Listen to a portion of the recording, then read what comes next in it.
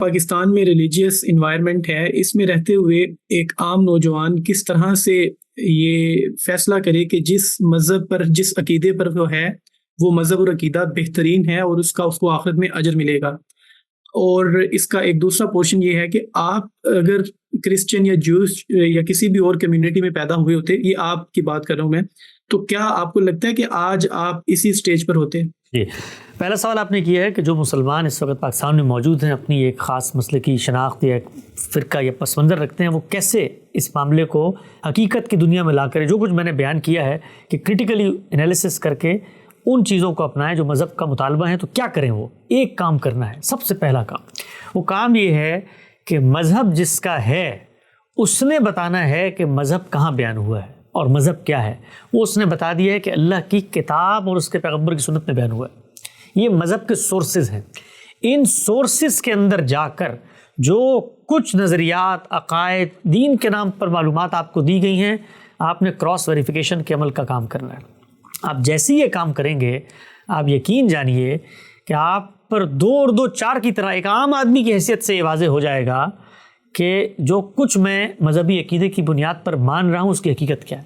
پھر جب آپ اس کا لٹریچر ریویو کریں گے، اس کا ہسٹوریکل انالیسس کریں گے، اس کو کریٹیکلی ایویلیٹ کریں گے، تو آپ پر واضح ہو جائے گا کہ جو بات آپ اپنا رہے ہیں وہ محض آپ کے فرقے، آپ کے مسلک، آپ کی تہذیب میں آپ کے بزرگوں کی اجتہادی آراء ہوں گی، ان کے استنباطی فکر ہوگی، ان کی تہذیبی خواہشات ہوں گی کہ دنیا کے اندر غلبہ آنا ہے، اسی طریقے سے عظمت رفتہ کی بازیاں آپ پر واضح ہو جائے گا۔ آپ کاغذ قلم لے کے کسی دن کسی بھی فرقے سے تعلق رکھتے ہیں، انالیسس کر لیں۔ میں ابھی چند لمحے پہلے آنے سے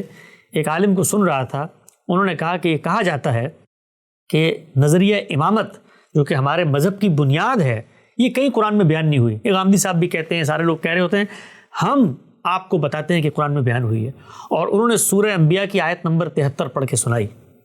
تو جس وقت انہوں نے آیت پڑھ کے سنائی اور ان کے سامنے جو لوگ بیٹھے ہوئے تھے، اگر وہ کام کرتے جو میں نے آپ کو بھی بتایا ہے، تو 2 اور 2 4 کی طرح واضح ہو جاتا ہے کہ مذہبی افکار اور ان فرقوں کے پیدا کردہ عقائد کی کیا حقیقت ہوتی ہے۔ تو کبھی موقع ملے تو سورہ انبیاء کی آیت نمبر 73 کھول کے پڑھیے گا کہ اس سے کیا نظریہ امامت ثابت کیا جا سکتا ہے۔ دوسرا سوال بھی انہوں نے پوچھا تھا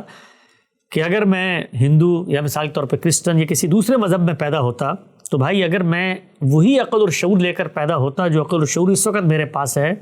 تو یہ حقیقت ہے کہ ہم جو کچھ نظریات ہمیں ہمارا معاشرہ، ہمارے مذہبی پروہت، ہمارے فریسی، ہمارے احبار، ہمارے روحبان، ہمارے پنڈت، ہمارے سردار پیش کر رہے ہوتے، اس کا اسی طریقے سے کرٹیکل انالیسس کرتے۔ اگر ہم نے اپنے باپ دادا سے ملی ہوئی فکر کو محض ان کی تہذیبی برتری کی بنیاد پر نہیں مانا، تو کوئی بھی مذہبی فکر ہوتی، ہم سب سے پہلے اس کی حقیقت کو تلاش کرتے۔ مذہب کس چیز کا نام ہے؟ مذہب نام ہے روئے زمین پر خدا کی بات کو جاننے کا۔ خدا کی بات کو جاننے کا 2 ہی طریقے ہیں، ایک تو ہے کہ خدا مجھ تک بات پہنچا دے، اور دوسرا طریقہ یہ کہ خدا کسی کو منتخب کرے اپنی بات پہنچا دے۔ تو وہ اگر انتخاب کرتا ہے،